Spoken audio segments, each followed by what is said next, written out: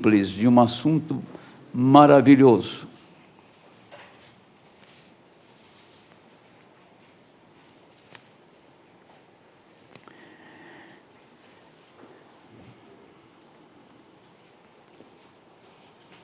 Levantando-se dali, foi para os territórios de Tiro e de Sidom. Entrando numa casa, queria que ninguém o soubesse, mas não pôde esconder-se. Porque uma mulher cuja filha tinha um espírito imundo, ouvindo falar dele, foi e lançou-se a seus pés. Jesus queria esconder, mas a mulher denunciou onde ele estava. E a mulher era grega, Ciro-fenícia de nação, e rogava-lhe que expulsasse de sua filha um demônio. Mas Jesus disse-lhe: deixa primeiro saciar os filhos, porque não convém tomar o pão dos filhos e lançá-lo aos cachorrinhos. Ela, porém, respondeu e disse-lhe: sim, Senhor. Mas também os cachorrinhos comem debaixo da mesa as migalhas dos filhos. Então ele disse-lhe, por esta palavra, vai. O demônio saiu de sua filha. Pode sentar. Ela fez uma oração, o Senhor fez a oração. O que houve ali? Primeiro foi um gesto de suportar. Quando ele disse: eu não tenho nada a ver com você. Eu não estou pregando o Evangelho para você. Eu não estou aqui para libertar ninguém, a não ser para aqueles a quem eu fui enviado. Quem? Os judeus. E ela não era judia, ela era uma gentia. E disse: eu não vou fazer também, pegar o pão dos filhos, ou pegar a palavra, pegar a libertação da sua filha, parar para atender você, tá? Não vou fazer isto. Quer dizer, aquela mulher recebeu um chuveiro gelado, disse: olha, eu estou decepcionada, estou desenganada, ele não quer nada comigo. E virasse as costas e fosse embora. Mas ela insistiu, como a mulher de Lucas 18, né? Lucas 18, disse: mas os filhos que comem a mesa do seu senhor, dos filhos, quando cai, quando sobra, a gente alimenta daquela sobra. E a palavra-chave dessa mulher foi esta: sim, Senhor. A palavra-chave é sim, Senhor. Isto que está me dizendo é verdade, sim, Senhor. Mas também os cachorrinhos comem do que sobra. Foi a palavra exata, que encaixou perfeitamente. E o Senhor virou e disse: a sua filha está livre. A sua filha está liberta. Você percebe que foi a maneira que ela se comportou, e a palavra simples: sim, Senhor, sim, sim, Senhor, sim, tá. Foi isso, foi uma palavra. Quem estava por perto não podia perceber.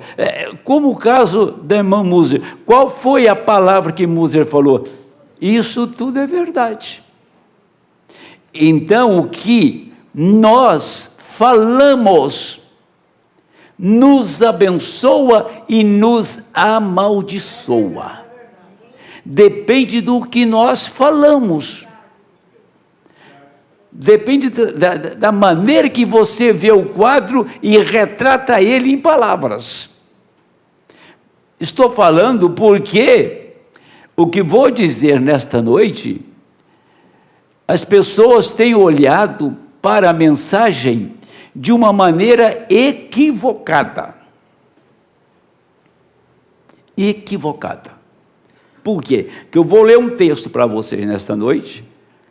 Não estou aqui para pregar um sermão, mas para mostrar quando você recebe o que você tanto procurou, tá bem, agora já tenho. Agora eu vou fazer se der certo. Agora, se não der também, eu já recebi. Seu hipócrita. Já recebi. Não preciso mais disso.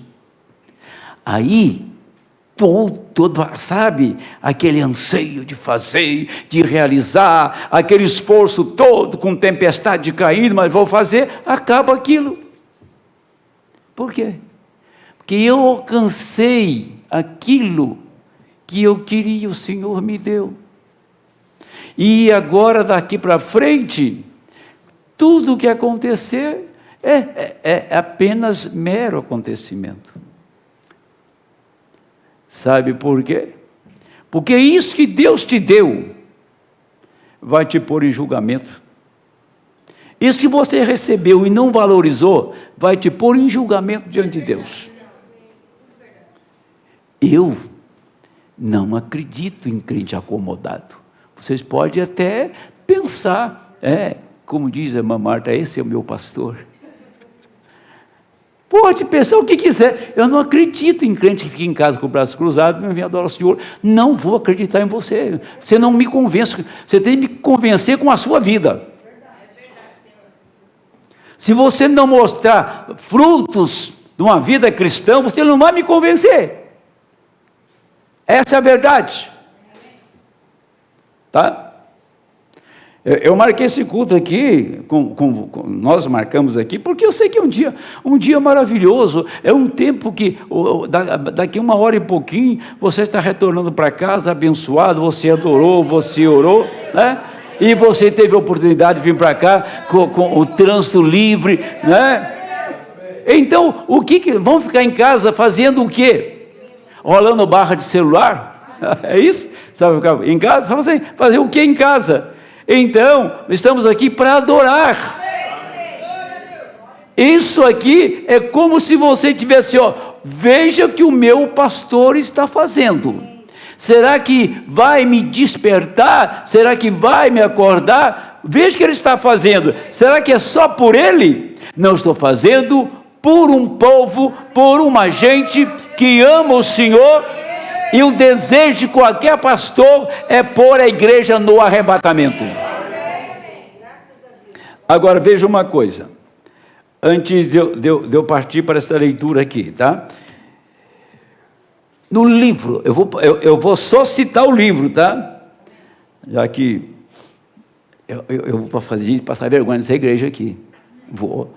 Quem não tiver Bíblia aqui, eu vou mandar o irmão lá do lado dela, lê aqui comigo. Vou fazer isso. Você traga a Bíblia para a igreja que eu vou fazer isso com você. Vem cá, irmão Denilson, pega a sua Bíblia e lê com o irmão lá, que ele não tem Bíblia, coitadinho. Faltou dinheiro para comprar, eu te dou uma Bíblia. Se você prometer que lê, eu dou. Que vergonha é essa? Que crente você é? Vou fazer isso, tá? Você pode esperar quando eu falo que faço, porque eu faço. Você nunca viu falar que eu não vou fazer, que eu ia fazer e não fiz. É só insistir comigo, você vai ver se acontece ou não acontece. Então vamos lá.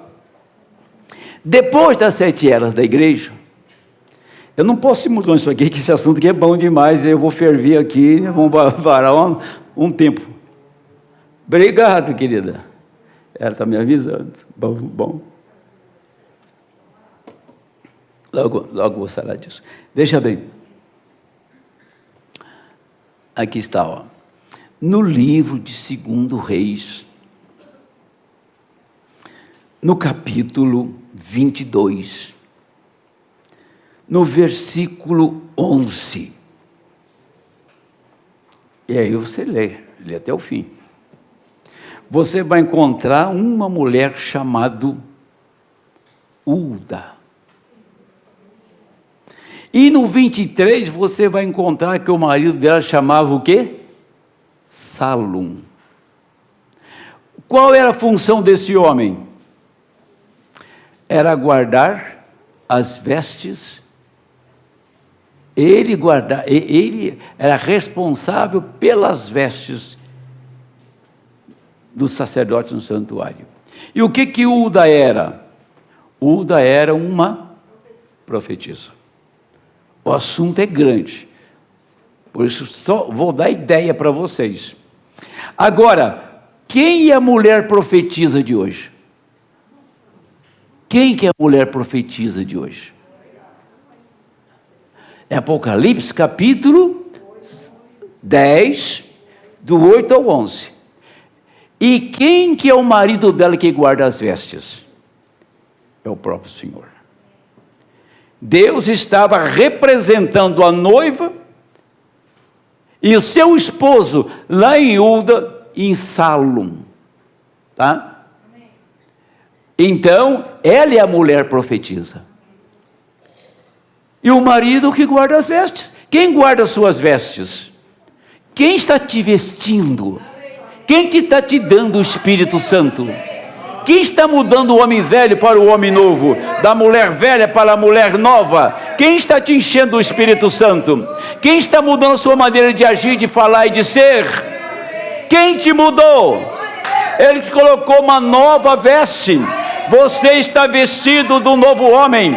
Você está vestido da nova mulher. Tá? Ele guarda as vestes. E a mulher é profetisa. Isso foi esse quadro lá no 2 Reis, onde eu passei para vocês agora. Mas é para não parar por aqui. E aonde foi achado o livro? O livro foi achado no santuário de Josias. Chegou aqueles homens, disseram assim: nós achamos o livro da lei. Israel estava numa feitiçaria sem tamanho. Lê todo o texto para você ver depois. E era feitiçaria, era altar a todos os deuses, era um inferno aquilo.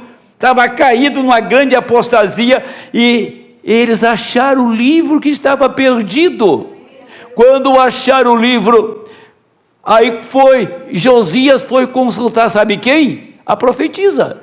Aí ela tomou o livro e começou a profetizar. Aí acordou o rei Josias, ele derrubou todos os altares dos deuses, aquele lá no vale de Inom, que oferecia os filhos a Moloque, onde fazia sacrifício de criança. Ela acabou com tudo aquilo e levantou Judá, tá? Então restabeleceu o culto ao Deus verdadeiro, porque o livro foi achado. Agora, o nosso livro foi achado. Apocalipse 5, ele achou o livro, ele vem e apresenta o livro, e quem é consultado? Uma mulher que vai profetizar para o rei, para dizer o que ele devia fazer. Esse é o quadro desta mulher chamada Ulda, profetisa, e também do seu marido chamado Salum. Agora, outra coisa, o homem que guardava as vestes era Salum, era marido dessa profetisa. Em Apocalipse, capítulo 10, você se lê do primeiro versículo até o 7º versículo, termina. Aqui termina a obra do irmão Brana. O irmão Brana termina no capítulo 10, no versículo 7 de Apocalipse. Tudo o que ele tinha que fazer, ele fez até aqui. Mas nos dias da voz do sétimo anjo, quando tocar sua trombeta, se cumprirá o segredo de Deus, como nos seus servos profetas. Agora você encontra em todo o livro do Apocalipse o ministério do irmão Branham, no livro inteiro, mas o trabalho dele veio até aqui. E ele sabia, o irmão Branham sabia, que ele era Malaquias capítulo 4. Ele sabia que ele era a manifestação do Filho do Homem. Ele sabia que era o sétimo anjo. O irmão Branham sabia disso. Ele chegava para a audiência, trazia um tema e apresentava exatamente aquilo que estava nele, para o povo entender que Jesus Cristo estava sendo revelado naquela mensagem que saía dele. Agora, a pergunta é essa: foi alguém no rapto? O irmão Branham preparou uma igreja para o rapto? Deixou a mensagem, não preparou não. Senão o povo ia embora naquele dia. Senão quando ele abrisse o selo, terminava tudo. Ele deixou todo o material. Tá? Agora, quem é responsável para pôr a igreja no rapto? Efésios, capítulo 4, verso 11. Parou para pensar? O tamanho da responsabilidade de um pastor. Então não é ser um pastor local, eu sei pregar, muita gente sabe. Isso não quer dizer que você é pastor. Eu cuido de uma igreja local, mas qual é a evolução? Qual é o crescimento da igreja? Qual é o nível de maturidade dessa igreja? Quantos anos tem o povo do Centro-Oeste? O que eles têm de amadurecimento? O que eles têm de conhecimento? O que eles têm de profundidade na mensagem? Veja que eu estou falando, percebe isso? Então não é pregar. É por isso que quando você vê pessoa que está isso no culto, você fica apavorado. Poxa, eu estou trazendo algo para levantar esta vida e ela não está interessada, meu Deus. E se você não se interessar, Deus não vai fazer nada por você, não vai mudar a sua vida, você vai ser um religioso e nada mais, e o que você ouviu aqui vai ser cobrado. Por isso que estou dizendo, a igreja tem que chegar à plena estatura de Jesus Cristo. O irmão Branham disse uma coisa, e vou repetir aqui, que o quíntuplo de Efésios traria a igreja na posição de rapto, tá? Quíntuplo de Efésios, começa o capítulo 4, verso 11, você vai ler lá, que ele deu 5 ofícios para a perfeição do corpo, até que a igreja chegue à estatura, à medida completa de Cristo. Por isso que o irmão Branham deixou material, o irmão Branham deixou a mensagem aberta para colocar a igreja no rapto, para ela receber fé de rapto. Agora, não é receber fé de rapto sendo um religioso apenas. Você tem que estar interessado nisto. Você tem que estar interessado em ser arrebatado. Deixa eu citar uma coisa aqui. Eu tenho muitas coisas escritas aqui, eu vou pegar só uma parte. Olha, escute bem isso, são frases do irmão Branham que você não pode perder. Para ter fé perfeita, tem que saber qual é sua posição no corpo. Jesus sabia quem ele era. Ele sabia quem ele era. Ele sabia que aquelas escrituras que ele falava a respeito dele. Por isso que nunca ele falou com um demônio que o demônio não obedecesse. Nunca falou com a doença que ela não saísse. Nunca chamou o morto à vida que o morto não levantasse. Porque ele sabia quem ele era, a sua posição. A noiva tem que conhecer, o eleito tem que conhecer a sua posição na palavra. Para que Deus te chamou? Qual é a sua posição na palavra? Se você não reconhecer nunca a sua posição na palavra, você nunca terá fé de arrebatamento. Você tem que reconhecer, tem que saber que você está nesta posição e que a palavra agora manifesta através da sua vida. Por quê? Porque você reconhece a sua posição na palavra. Senão, nós não vamos chegar a lugar nenhum. Eu quero, quando eu falei aqui, de Apocalipse 10, até o verso 7, aqui encerra o ministério do irmão Branham, e aí o ministério continua, não com o irmão Branham. E a voz que eu do céu tinha ouvido, tornou a falar comigo e disse: vai, e toma o livrinho aberto da mão do anjo, que está em pé sobre o mar e sobre a terra. Isso aqui não era para o irmão Branham. Isso aqui, o Espírito não está falando com o irmão Branham. E fui ao anjo, dizendo-lhe: dá-me o livrinho. E ele disse-me: toma-o, come-o, e ele fará amargo ao teu ventre, mas na tua boca será doce como mel. E tomei o livrinho da mão do anjo e comi-o. Na minha boca era doce como mel, havendo comido, o meu ventre ficou amargo. E ele disse-me: importa que profetizes outra vez a muitos povos, nações e línguas. Ué, não terminou o ministério irmão Branham no versículo 7? Agora está dizendo que para continuar a profetizar, quer dizer, alguém tinha que tomar a mensagem do profeta e dar andamento, continuidade nela. Essa é a igreja que você, que eu, estamos tendo a oportunidade de ser parte.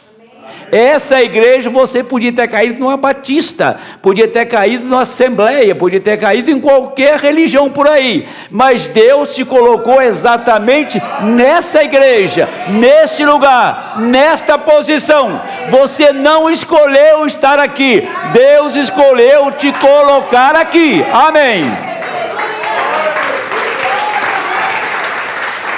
Ele que pôs você aqui.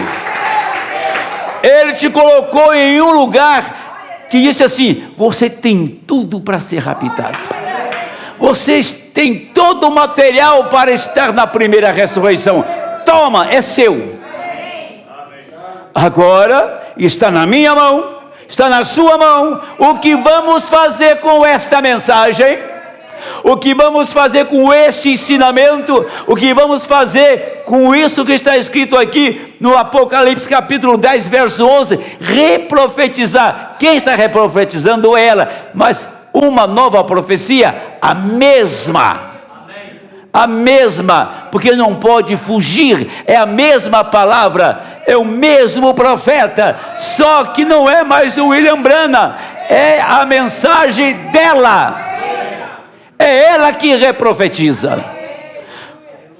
Eliezer teve um papel fundamental da casa de Abraão até entregar Rebeca para Isaque. Depois você não vê falar mais de Eliezer, o Damasceno, era um gentio, homem de confiança de Abraão, mas você vê o resultado do trabalho dele. Qual foi o resultado do trabalho de Eliezer? Foi um casamento. Qual foi o resultado do trabalho de Eliezer? Foi uma moça e um moço que se encontraram, E ele foi o responsável por entregar a mensagem para quem? Para a mulher. Ele foi e entregou a mensagem para Rebeca, não entregou? Ela creu? Creu. E depois ela vai, decidiu e vai ao encontro de Isaac, não vai? Agora, quando Eliezer sai de cena, Isaac e Rebeca se tornaram o mesmo, marido e mulher. Quando o profeta sai de cena, essa mensagem faz você e Cristo a mesma pessoa. Amém?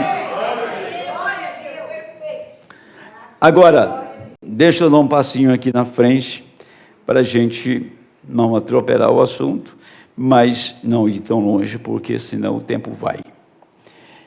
Vamos ver essa leitura que eu prometi que vou fazer para vocês.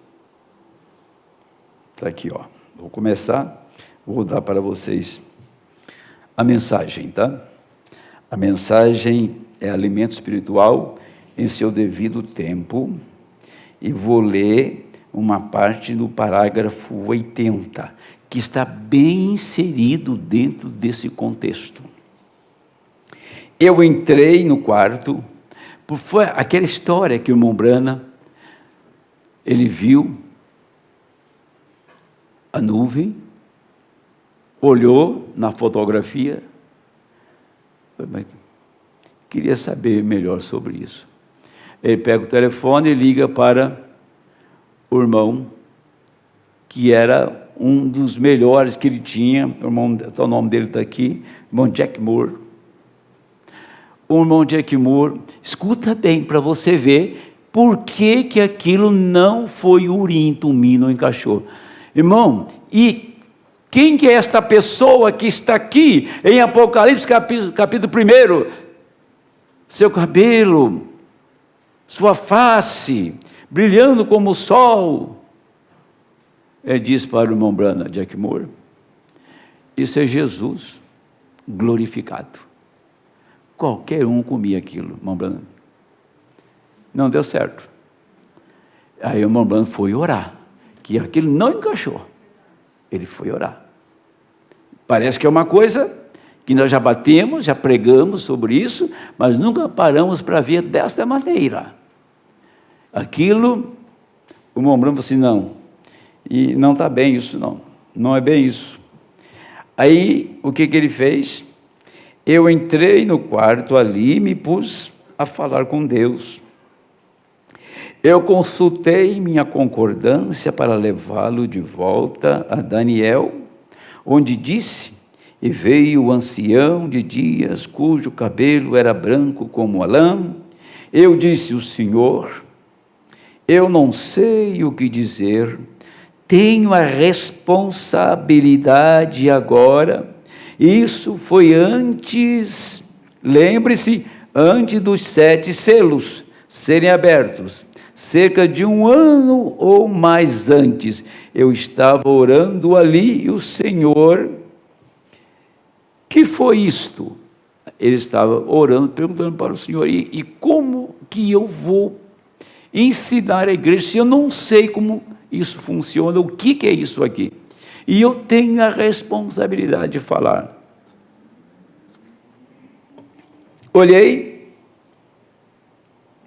e em pé diante de mim, ali se encontrava um homem, e era um juiz, e estava usando uma peruca branca. Os antigos juízes dos dias antigos costumavam usar uma peruca branca para mostrar que eram uma autoridade suprema. E quando eu vi Jesus com a peruca branca, eu disse que isso apenas vindicava a verdade que conhecemos, que ele é a autoridade suprema. Deus testificou a mesma coisa no Monte da Transfiguração e disse, este é o meu filho amado, escutai-o. Autoridade suprema. O Jack Moore disse que era Jesus glorificado. E o irmão Branham vai orar, entra no quarto para orar, e quem aparece diante dele? Um juiz. Então, era um juiz, era julgamento, tá? Não era uma coisa que trouxesse muito aplausos para a igreja, muita alegria, que Jesus glorificado em nosso meio. Aquela nuvem é o supremo juiz, julgando o mundo. Pare para pensar. Faz quantos anos que os selos foram abertos? 57 anos? Isso? Não. 59 anos? 59 anos. Qual foi a primeira mensagem que o irmão Branham pregou? Fé, substância, no ano de 1946. Mensagem que ele gravou. Não que ele pregou muitas, mas lá. 1946, 1963. Ele abre a palavra e Deus encerra o ministério de Cristo através do seu profeta, o ministério do Filho do Homem. Então ia haver uma mudança de 63 até 2023, que está prestes a chegar. Haveria uma mudança. Onde nós estamos? Nós estamos na mensagem do último profeta para o gentio, Elias de Malaquias 4. Estamos margeando outra mensagem que virá por dois profetas, que Elias e Moisés, para os 144.000, para os judeus. Então, nesse espaço de tempo, de 1946 até a igreja ser raptada, nós estamos entre 3 profetas e 7 trombetas. Porque a última trombeta é a reunião de Israel. O que a 7ª trombeta será para Israel, foi para nós o 7º selo. A 7ª trombeta para Israel é quem? Cristo. E o 7º selo para nós é quem? Cristo. Será que as pessoas veem isso de uma maneira intelectual ou veem de uma maneira revelada e real? Se o 7º selo é a pessoa de Jesus Cristo, e só aconteceu depois das 7 eras da igreja, você imagina que Deus esperou passar 2000 anos para, quando a era encerrasse, terminasse, ele tomasse a sua palavra, revelasse através de um profeta, para chamar um povo. Para chamar um povo. E ele chamou um povo. Né?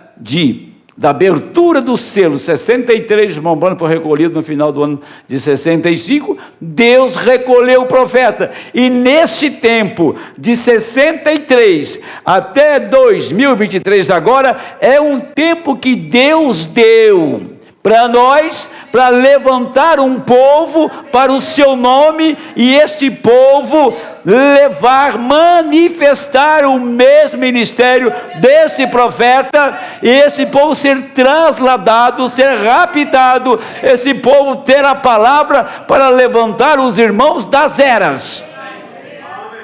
Esse é o espaço. Nós estamos aí 59 anos.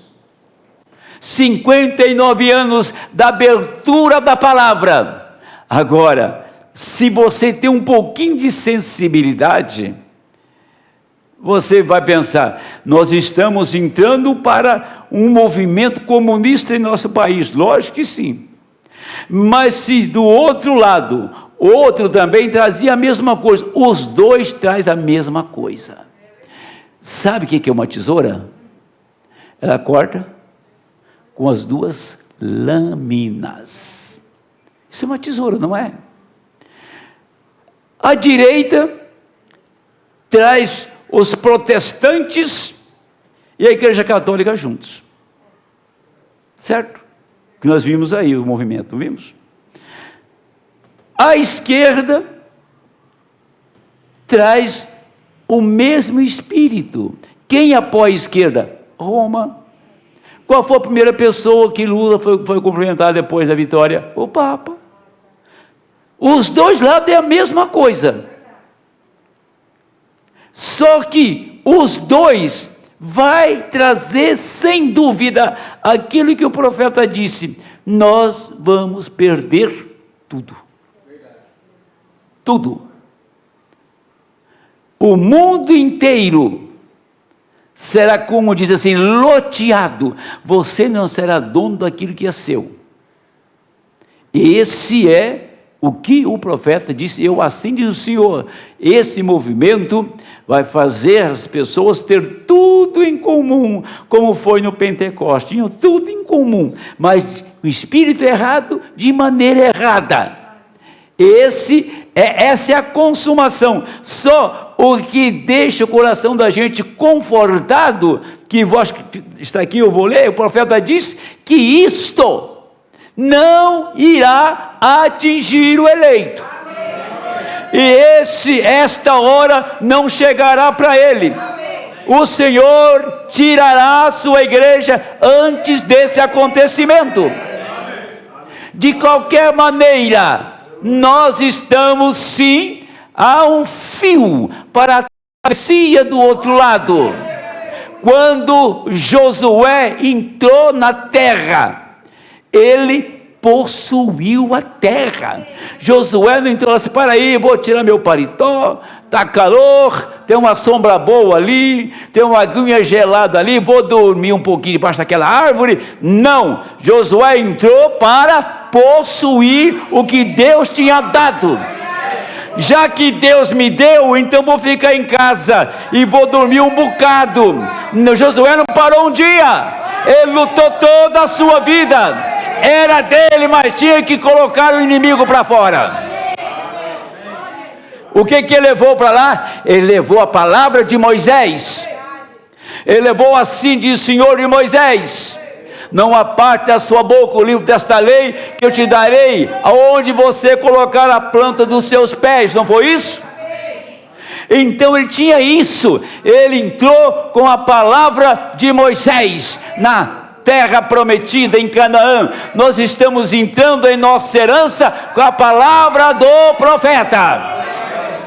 Se os demônios não suportaram as orações do irmão Branham, se os demônios não suportavam o irmão Branham, quando ele pregava e os demônios se estribuchavam e os doentes eram curados, sinais aconteciam, aquela mesma palavra que viveu William Branham viverá no eleito da mesma maneira. Amém.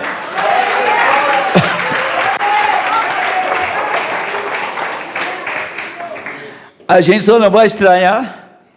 O profeta diz assim: olha, Atos dos Apóstolos terá que se repetir. Então tem que morrer Ananias e Safira ainda, né? Ananias chegou, vendeu herança, guardou o dinheirinho e foi lá, levou só um pouquinho para fazer parte da mesa dos crentes. Levantou um homem chamado Pedro, cheio do Espírito Santo, e disse: você não mentiu a nós, homens, mentiste ao Espírito Santo. Caiu morto. A mulher veio logo atrás para confirmar a mentira, morreu, onde o marido tinha morrido também. Então, se os dias primitivos, aquele Espírito Santo lá de Atos tem que chegar nessa igreja e essas coisas se manifestar em nosso meio, eu estou diante de uma igreja que está suposta a ver isto. Agora, sabe, aquela compaixão, coitadinho, morreu, né? Morreu porque não tinha respeito com Deus. Morreu porque era um mentiroso. Morreu porque era um diabo. Porque um filho de Deus não morre no altar de Deus, morre a natureza dele, mas a alma dele sobe para o céu. Então, aqueles dias, aquele Espírito irá voltar. Então, você não vai ser aquele homem que está na terra, estou na terra, maravilha, mana leite e mel, o trigo é bom demais, olha, e as casas os inimigos deixaram aqui, vamos possuí-las, aqui está o que eles plantaram, vamos colher. Não, era uma espada na mão, e era homens na guerra. Nós vamos lutar até colocar o último demônio para fora. A igreja está lutando agora mesmo até colocar o último inimigo para fora, para que ela vá embora. Nós não temos que ver um belo sermão nas mensagens do irmão Branham. Nós temos que ver que lá está um poder de transformação, lá tem fé para o rapto, lá é um ensinamento para colocar você na sua posição. Agora nós temos que, deixa eu voltar aqui, eu vou terminar isso aqui já. Bom, então lá atrás, no começo dos 7 selos, quando aqueles 7 anjos desceram naquela forma de pirâmide, se puseram ali e me disseram para retornar aqui e falar sobre aqueles 7 selos, e ele estaria comigo. Ele me mostraria o que eles eram e as coisas perdidas. Eu sempre pensei que isto estivesse selado na parte de trás do livro, e fosse algo que não estivesse escrito no livro, mas resultou que foi dado a conhecer que ele não pôde fazer isso. Ele não pode fazer isso. Não é algo que está escrito no livro, é algo que está oculto no livro, porque qualquer que tirar uma palavra dele ou acrescentar uma palavra a ele, deste modo, é um mistério que esteve no livro, nestas 7 eras da igreja. Cada uma delas produziu um mistério, tudo acerca do batismo em água, e essas outras coisas, como ele se atrapalharam todo o tempo, por todo o tempo. Quer dizer que o profeta está dizendo o seguinte, que o Senhor disse que ia revelar para ele. Se ele vai revelar, então é alguma coisa que não está escrita. Aí disse, mas não pode, porque não pode acrescentar nem diminuir. Falei, está escondido no livro, não que não esteja escrita. Quando a palavra abre, você vê, está escrito aí, mas eu não estava entendendo da maneira que o Espírito escreveu a palavra. Mas agora o Espírito Santo em você interpreta a palavra. Certo dia, agora, certamente eu termino por aqui. Certo dia, deixa eu voltar a esse texto aqui que era importante. Então, quando eles subiram, os 7 anjos, os grandes observatórios, desde a Califórnia até o México, sobre Tucson, por toda parte, tirando a foto disto. Foi uma visão misteriosa. O irmão Fred Sotman ali, sentado bem ali atrás, e eu, e o irmão Jenny Norman, ali de pé, presente, quando isto subiu. Eles tiraram a foto, ainda não sabem o que dizer acerca disto. Aqui faz algum tempo, todos diziam, olha aqui, isto parece assim.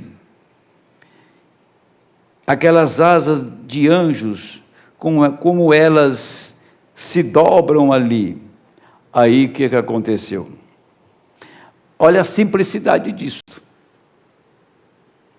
As pessoas esperam uma coisa estrondosa e Deus faz uma coisa simples.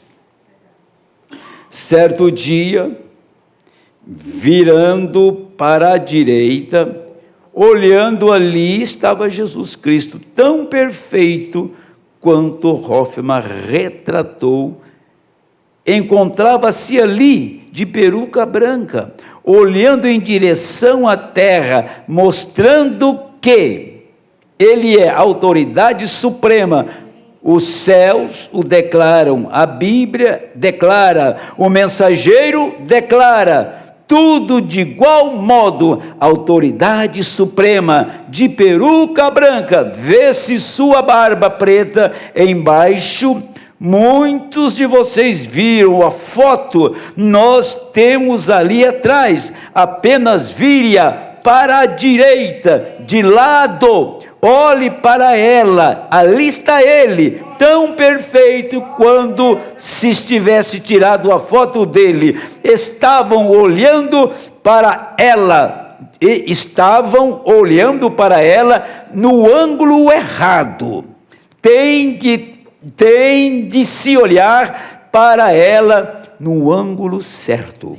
E só o Senhor Deus pode revelar qual é o ângulo certo. Vire-a para a sua direita, olhe para ela. Ali está ele, tão perfeito quanto se tivesse sido fotografado lá em cima. Quer dizer, a simplicidade disso é esta. O comentário surgiu no mundo, porque saiu nas revistas. Ninguém dava, já fazia um ano, e ninguém dava uma versão, uma resposta para aquilo. Aliás, esses dias saiu matéria aí do investigador, né? Como é que é o nome dele mesmo? Não me lembro agora. Sempre leio sobre ele. Que investigou a nuvem lá e testificou que não era algo sobrenatural. Então, veja, o profeta sentou e disse, meu Deus, tem alguma coisa aqui. Uma voz disse para ele, vire meio círculo para o lado direito. Ali estava ele perfeitamente. Mas o que resulta nisto? É simples, meio círculo, simples. Mas se o Senhor não falasse, nunca ele iria fazer aquilo. Nunca ele ia olhar para a foto de maneira correta. Nunca nós iremos ver a mensagem, o que ela é, se não olharmos de maneira correta, focalizar a mensagem da maneira que ela é. Aquela foto é um exemplo de como olhar para a mensagem. Olha para a mensagem e vê alguma coisinha ali, bem superficial, bababá, e pronto. Não, a mensagem é um todo. Ele prega, Cristo é o mistério de Deus revelado. Quem que é Cristo? É o mistério de Deus que é revelado. Aí ele prega, ide e dizei aos meus discípulos. Esta mensagem era para o irmão Brana. Esse tema é para ele. Vai e prega para eles, os meus discípulos. O que estou recebendo, o que estamos recebendo, é a mensagem que ele falou. Ide pregai aos meus discípulos, ensinai. Os temas que o irmão Brana pregava, não era como eu dou um tema ao que eu vou falar, e os pastores fazem isso. Aquilo Deus dava inspiração para falar a respeito de quem ele era. Quem era William Brana, apontava para ele. Por isso que você encontra a mensagem, encontra o mensageiro, você não pode separar os dois. Não tem de separar a mensagem e o mensageiro, que quem fez isso deu-se muito mal. Você não pode separar Paulo dos seus ensinamentos. Você não pode separar o irmão Brando da sua mensagem. Você não pode separar Elias da sua mensagem. Você não pode separar dessa mensagem. Esta mensagem e você é a mesma coisa. Amém. Já vou terminar. Estou falando que vou terminar, não termino, eu termino agora. Deixa eu dar um pulo aqui no tempo aqui, senão eu não termino. É longo o texto e eu vou suprimi-lo, tá? Agora mesmo. Ele disse: mas para aqueles que creem, na hora de Deus em que estamos vivendo, estas coisas são alimentos, ou seja, essas coisas são alimento escondido. Pense somente, Deus escondeu de tal modo que olham direto para Ele e não o veem. Do mesmo modo que Elias cegou o exército sírio, do mesmo modo que Deus cega o incrédulo para o alimento verdadeiro. Desta mesma maneira, o genuíno Filho de Deus vê com toda e absoluta clareza o que eles chamaram Noé, um fanático, construindo uma arca. Os olhos deles estavam abertos para Deus e a promessa. A mesmíssima coisa eles chamaram o fanatismo. Salvou Noé e a sua família. Veja a própria coisa, a coisa de que as pessoas riem, e a coisa pela qual nós oramos, a coisa que as pessoas chamam louca, nós chamamos grande. O que o mundo chama grande, Deus chama louco. O que o mundo chama louco, Deus chama grande. É exatamente o contraste entre o certo e o errado. Jesus Cristo mesmo ontem, hoje e eternamente. Lembre-se, Ele entrou em seu lugar sagrado, pelo plano de Deus, pelo chamado de Deus e a palavra de Deus. Ele entrou em seu lugar secreto, pela presciência de Deus, o chamado sobre a sua vida. E conforme a palavra, se essa não é a mesma maneira de entrar, eu não sei aonde iremos chegar. E note, antes da seca começar, aqui é o trunfo da igreja. Antes da seca começar, Elias entrou neste lugar de segredo pela sua vida, um verdadeiro tipo de que antes do juízo começar a golpear a terra, a igreja já está chamada a sair, a noiva já está escolhida, só esperando antes do juízo golpear, já esperando, comendo o alimento de Deus, desfrutando das bênçãos de Deus.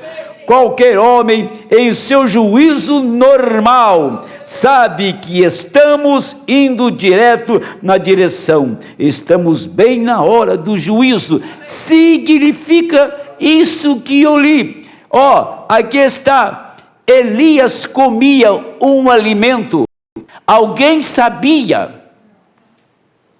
A viúva comeu do alimento que Elias multiplicou. Ninguém sabia, nem o vizinho mais próximo sabia. A Bíblia não relata que ninguém sabia. Era algo para um tempo de escassez, era algo para o tempo de juízo. E Deus preservou Elias lá no rio, que o povo levava comida de manhã e à tarde para ele, e depois ele secou o rio. Elias levantou, foi para a casa da viúva, porque tinha uma necessidade, tinha uma seca, não tinha comida, o juízo estava assolando a terra. Agora, aquela mulher comeu todos os dias do juízo e ninguém ficou sabendo. Essa é a mensagem que Deus tem enviado. Esta é a mensagem da hora. Você está comendo o alimento sagrado que o mundo não sabe, o mundo não conhece, nenhuma igreja sabe, mas você está comendo secretamente. Amém. Isto não dá desejo de ir embora daqui? Que circunstância estava quando Elias, Deus o enviou para a casa da viúva? Que circunstância você estava quando esta mensagem chegou a você? Como você estava, meu amigo? Você estava bem? De verdade? Quando esta mensagem chegou a você, qual era a sua circunstância? Você estava debaixo de um juízo de morte. Não tinha onde você pôr a mão que encontrasse salvação, que encontrasse libertação, não tinha uma saída. Nenhuma religião era saída, nenhuma filosofia era saída, nenhum credo era saída. Para onde você ia, meu amigo? Para onde você ia? Qual era o seu socorro? Não havia socorro para Israel, mas tinha socorro na casa da viúva. A circunstância que ele me encontrou, que ele te encontrou, era de miséria, de fome, de desgraça. Agora a mensagem desce do céu através do sétimo anjo, entra na minha casa, entra na sua casa, e você come secretamente. Secretamente, ninguém sabe. Tem pessoas sentadas ao seu lado na igreja que não está comendo o que você está comendo. Amém.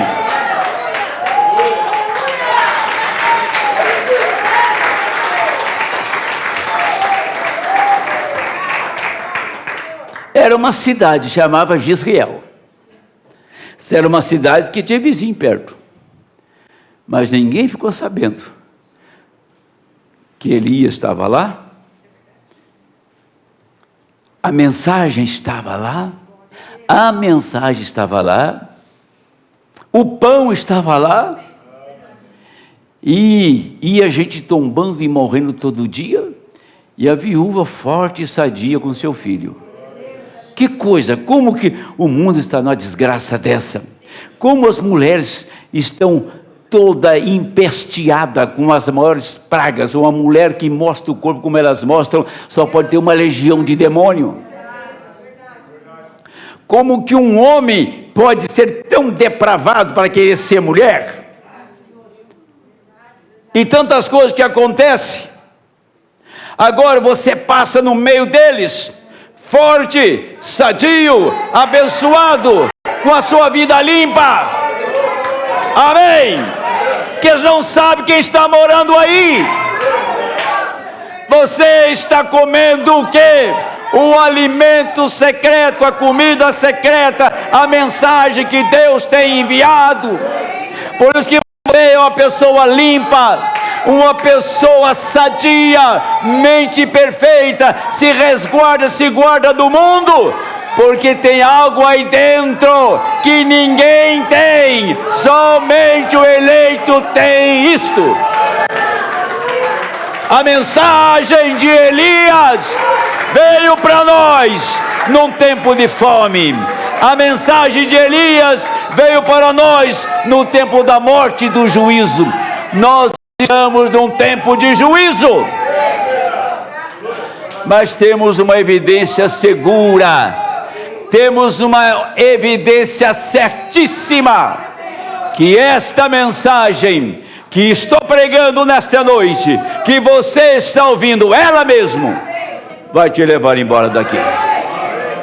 Deus abençoe em nome do Senhor.